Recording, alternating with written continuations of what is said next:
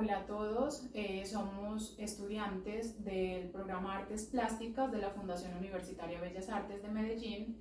Somos Esther Díaz, que pena empezar primero, Javier Díaz, Carlos Arango, y en este conversatorio es más sobre un análisis, como un ejercicio académico acerca de las cuestiones de la mirada de la exposición que hay en este momento en el Museo de Antioquia acerca de la desaparición o huellas de la desaparición de los casos la toma del Palacio, las masacres de las bananeras en Urabá y el territorio Nucap.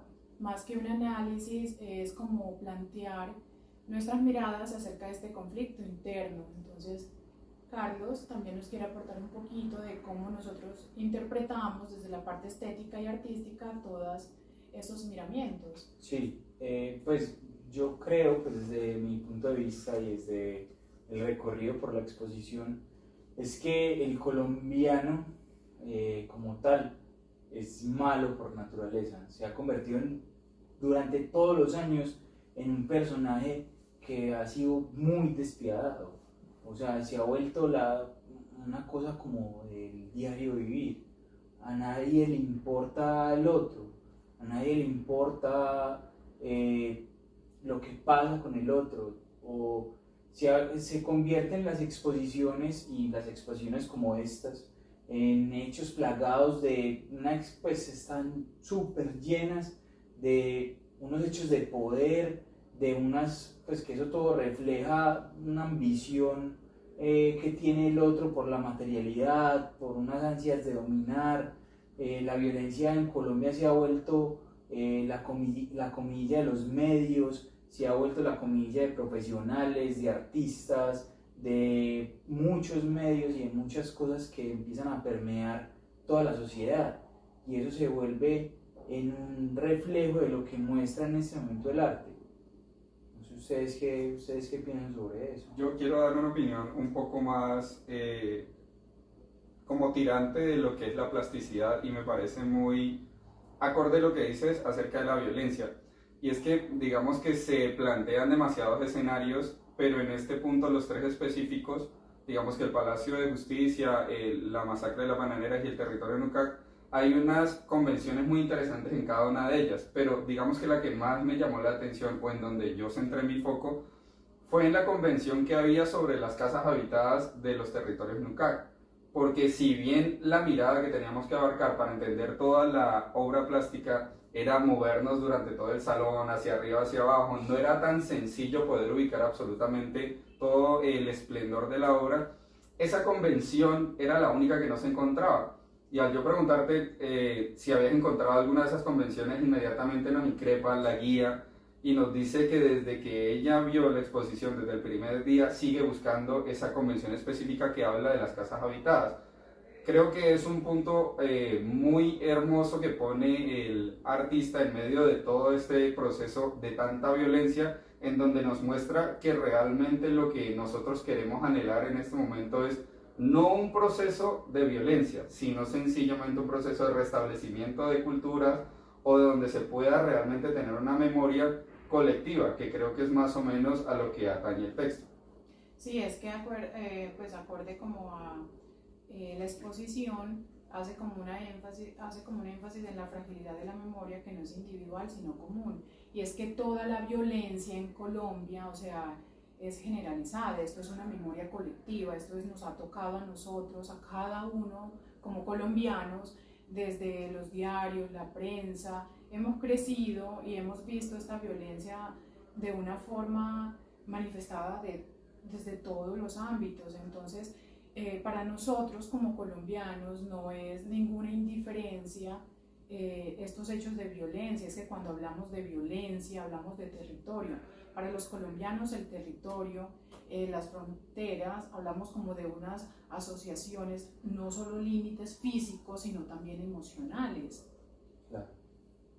Sí, es que el hecho de ser colombianos y el hecho de tener esas fronteras que a veces se convierten en unos elementos y pues imaginarios, por así decirlo, pero como decía Javier, la guía nos interrumpía y nos decía que esas casas no había esa convención de casas habitadas en ese mapa.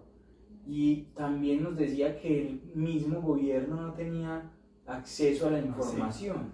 O sea, es increíble que el mismo personaje que creó ese mapa sea una persona que no tiene información para crearlo. Sí. O sea, es increíble que se muestren, por ejemplo, ese tipo de cosas en los museos, y más así que se vuelve como una especie de poesía idílica. Yo lo pongo así es porque es como mostrar mucho el hecho de que no hay nadie que habite ese territorio, que no hay nadie en ese momento, y eso nos llegue a nosotros como un mensaje, como una poesía idílica trágica, la bauticé yo, pero no sé qué más conclusiones pueden sacar sobre ese recorrido. Claro, y es que según nuestro planteamiento, desde la memoria histórica, es como se logra transfigurar, ¿cierto?, a través de la mirada artística, esta exposición, pues que retoma ya los casos mencionados, y es como nosotros como artistas, ¿cuál es nuestra posición desde la mirada? ¿Cuál es esa mirada? ¿Cómo nosotros lo interpretamos? ¿Cómo lo vemos?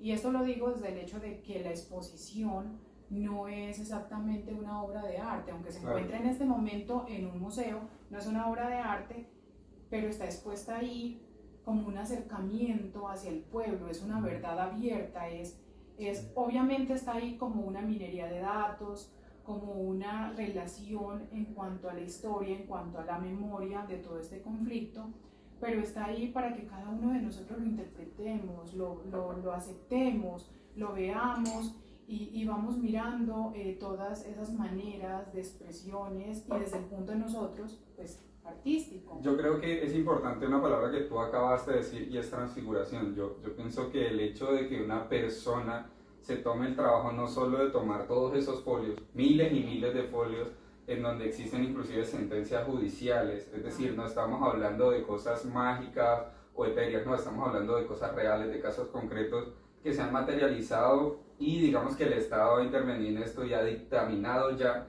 un fallo frente a una situación.